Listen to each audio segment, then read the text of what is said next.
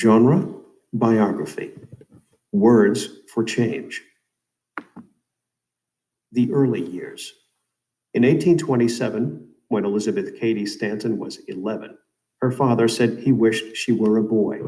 Elizabeth was hurt, but she was determined to prove to her father that women deserved the same rights as men. Elizabeth's father was a lawyer, judge, and congressman. Women came to see him for advice. Her father could not help them because women did not have the same rights as men.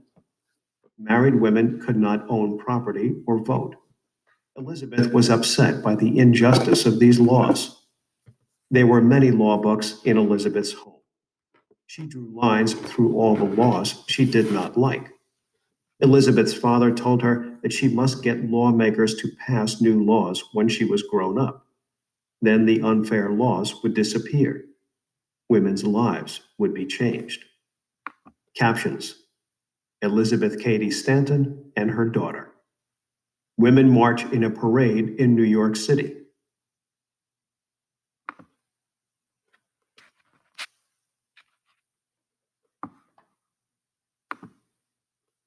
Working for change. Elizabeth also felt strongly that African Americans should have equal rights. At the time, the country was divided over the issue of slavery. While working for equal rights, Elizabeth met Henry Stanton. They married in 1840. She refused to say "promise to obey" in her wedding vows.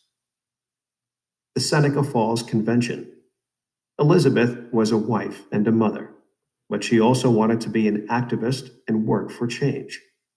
She wrote a document that stated women should be able to vote and have the same rights as men. She presented the document in 1848.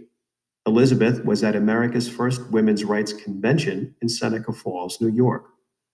Elizabeth and her friend Lucretia Mott organized the event. In Elizabeth's address, she demanded women be given the same rights as men.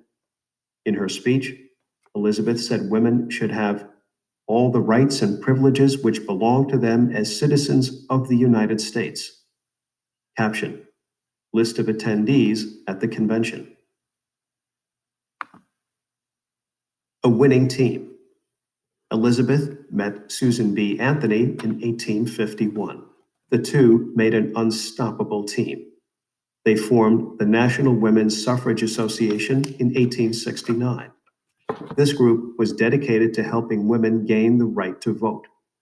Congress was in no hurry to change the law. Elizabeth traveled the country speaking about reforms for women. She did not care if her speeches made some people angry. She believed in her cause. Victory at last.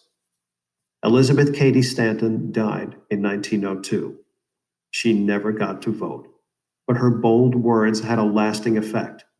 Women finally gained the right to vote on August 18, 1920, when the 19th Amendment was ratified or approved.